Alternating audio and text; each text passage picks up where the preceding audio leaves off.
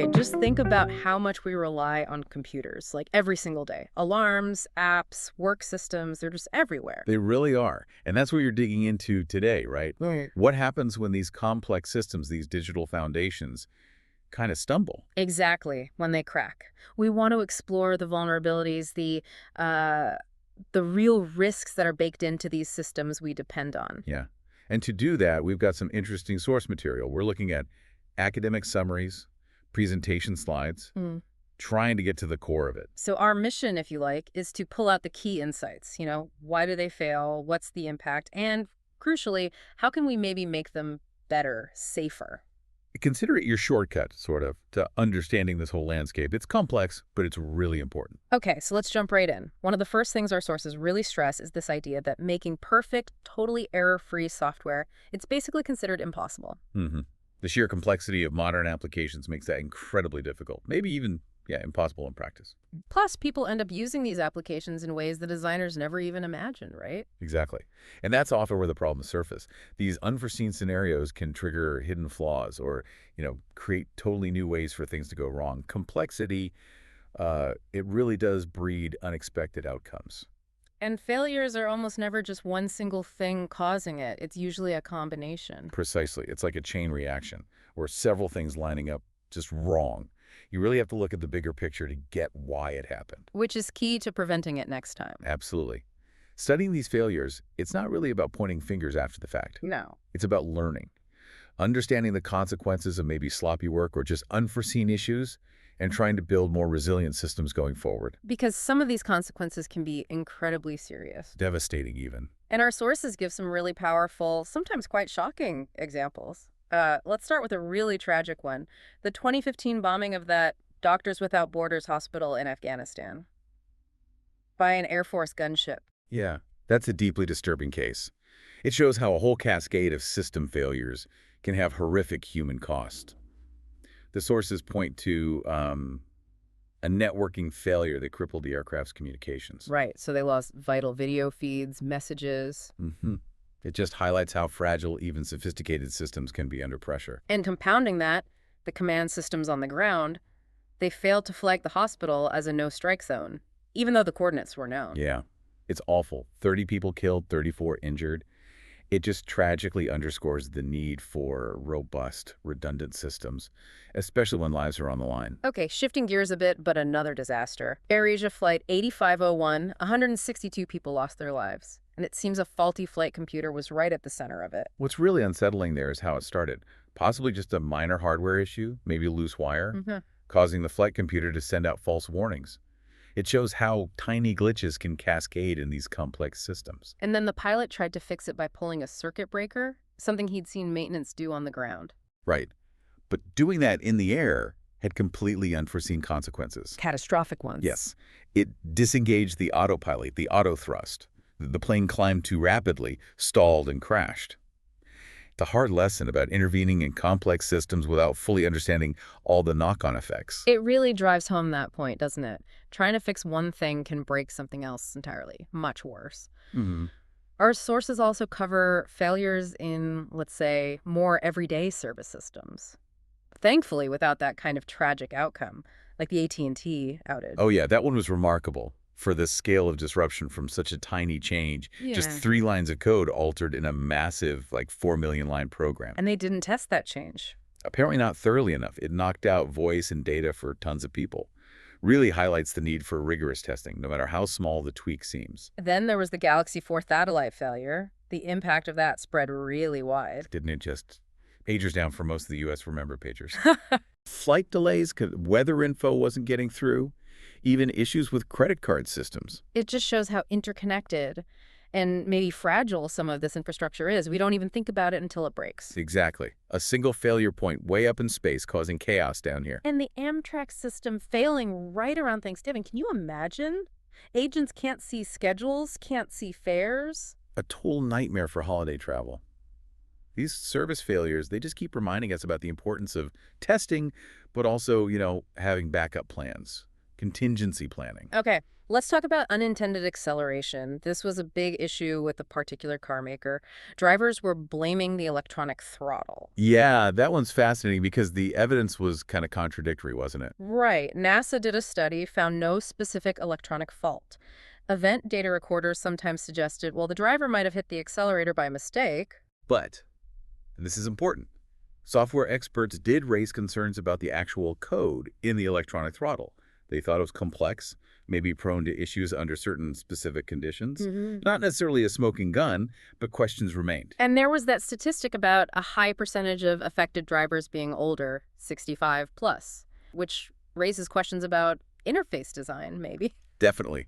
Yeah. Human factors. And it also brought up really tough legal questions. If software is involved, how do you prove it caused the accident?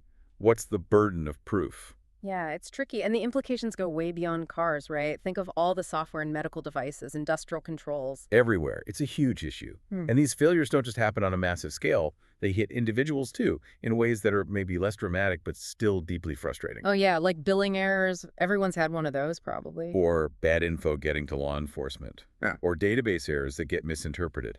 Imagine having the same name as someone with problems. And automated systems just process it, potentially messing up your life. Exactly.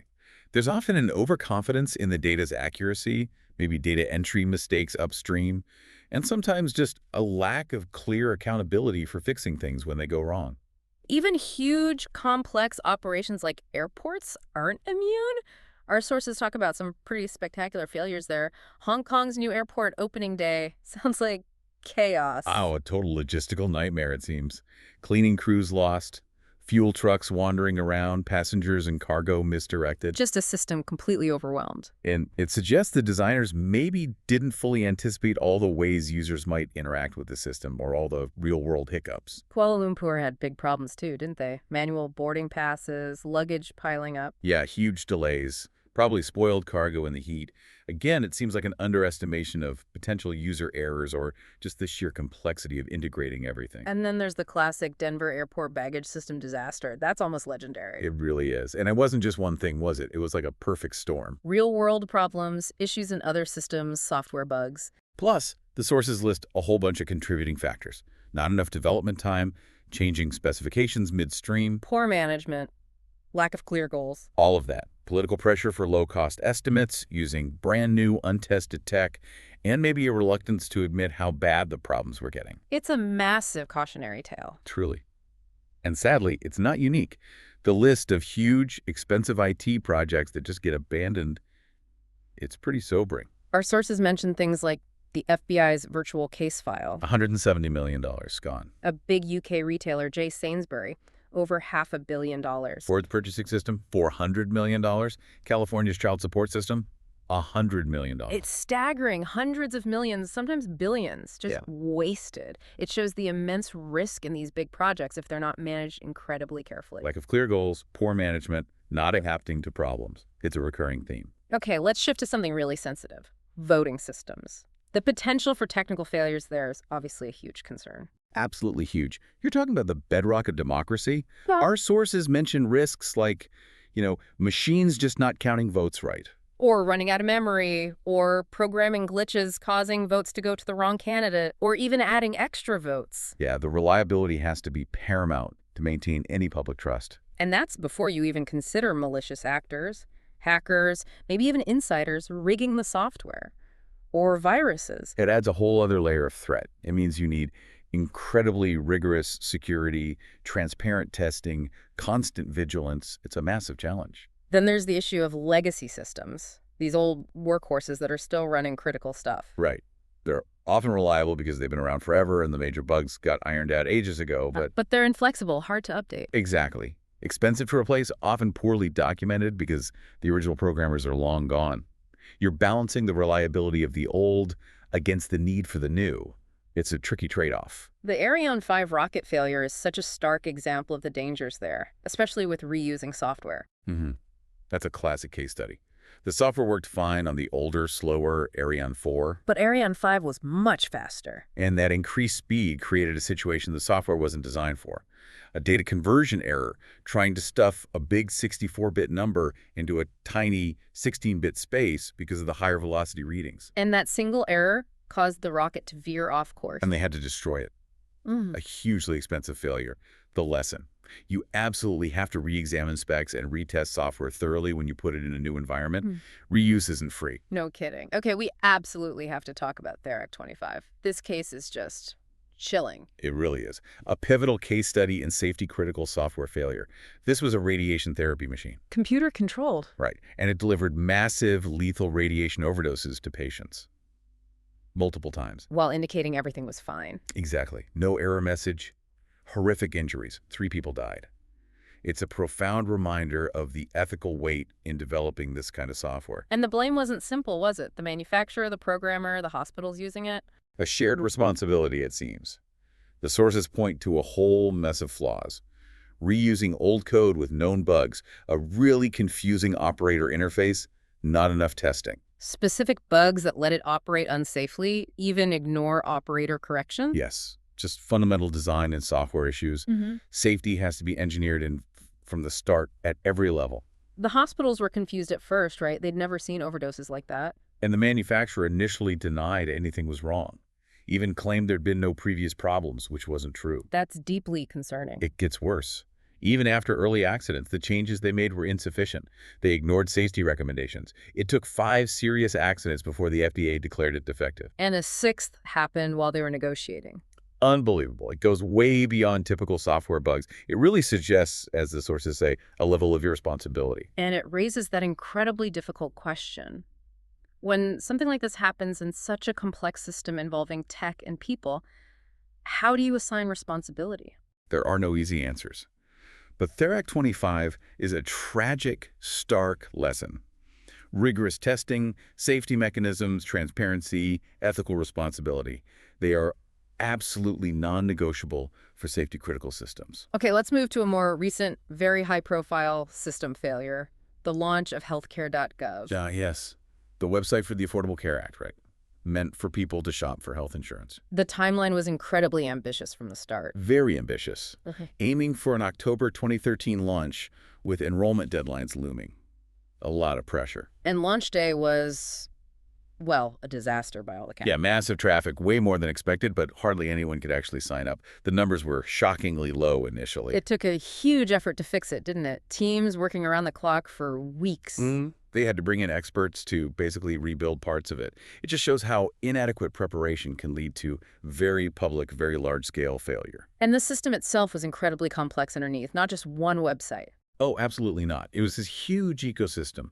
Dozens of contractors needing to connect to IRS databases, Social Security, Homeland Security. Plus all the different insurance companies. Over 107 insurance carriers. Yeah. All needing to integrate through this central thing called the Data Services Hub, which was meant to verify applicant info. It was incredibly intricate. And the cost just exploded. Started around $300 million projected, ended up in the billions. Easily. Yeah. Part of that was maybe the sheer number of contractors, over 50 reportedly.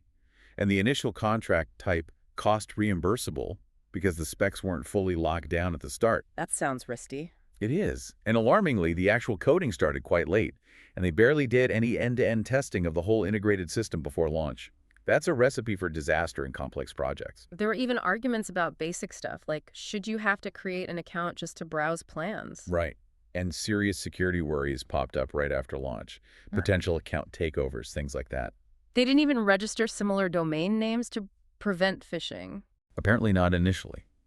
And making people give up lots of personal info before they could even shop, that raised privacy flags for many. Usability and security need to be baked in early. And wasn't there an outside review before the launch that warned about a lot of this? Yes. An early 2013 review highlighted huge risks.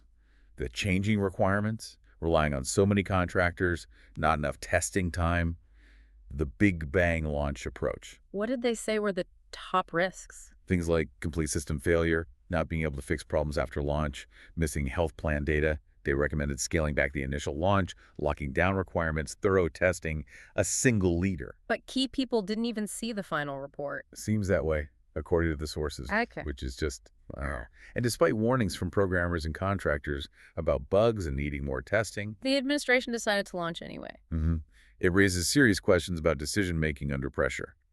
The contractors apparently told CMS testing was needed, but said recommending a delay was outside their scope. So everyone saw problems, but the launch went ahead, leading to all those service unavailable errors users saw. Exactly.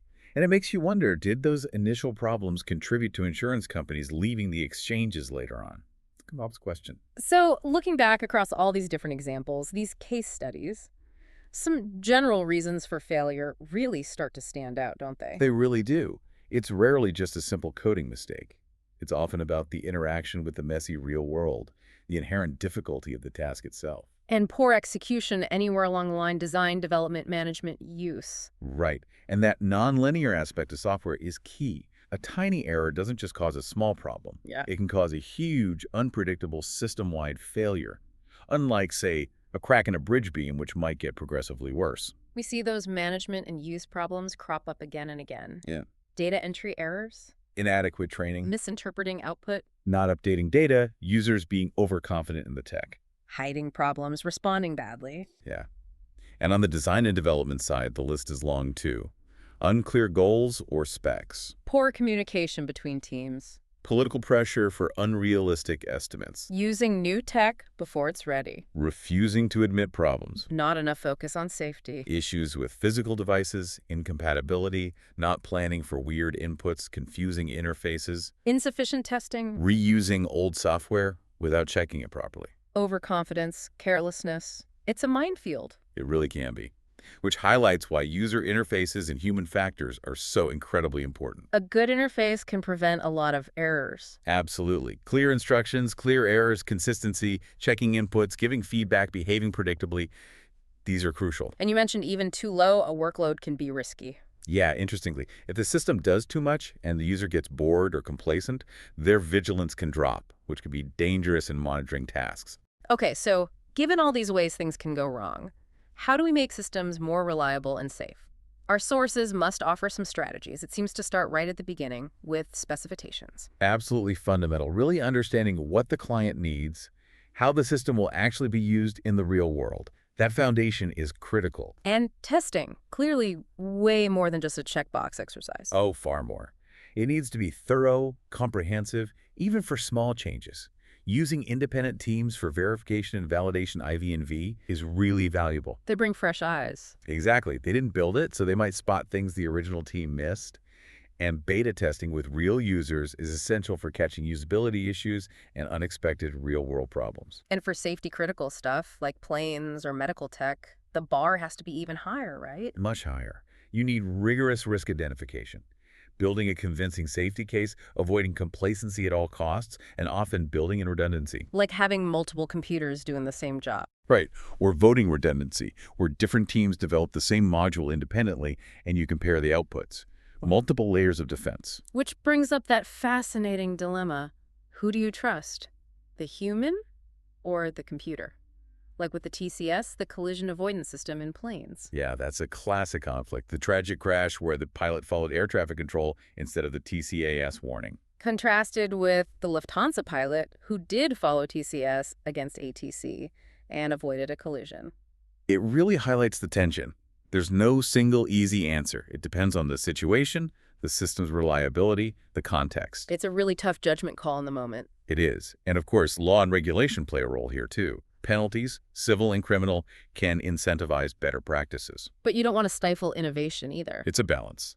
But for safety-critical applications, strong regulation is generally seen as necessary.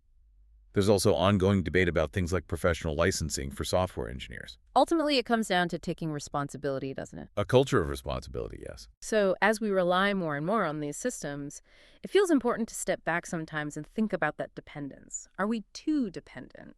It's a valid question. Computers are tools, powerful ones. But we depend on other things too, like electricity, right? True. And it's worth remembering that lots of new technologies are initially riskier. Cars were, planes were. We learn from accidents, hopefully, and things gradually get safer over time. So maybe it's less about eliminating dependence and more about constantly evaluating the risks versus the benefits, comparing computers to other ways of doing things. I think that's a good way to frame it. Are we actually better off? Are these systems truly enhancing safety and efficiency? We need to keep asking those questions. Okay, so as we wrap up this deep dive, a few things really stand out. The sheer complexity, first off.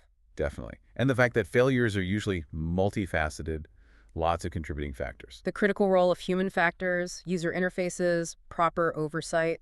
hmm And that constant tension between technological progress and the risks that inevitably come with it. So, thinking about all the cases we discussed, here's something for you, the listener, to mull over. If you could make just one change across the whole process, from idea to deployment, what single change do you think would have the biggest positive impact on preventing these kinds of failures in the future? Is it more intense testing? Maybe clear specs right at the start, better project management, more focus on the human element, or something else entirely? Yeah. It's definitely something to think about as we all navigate this increasingly complex computer-driven world.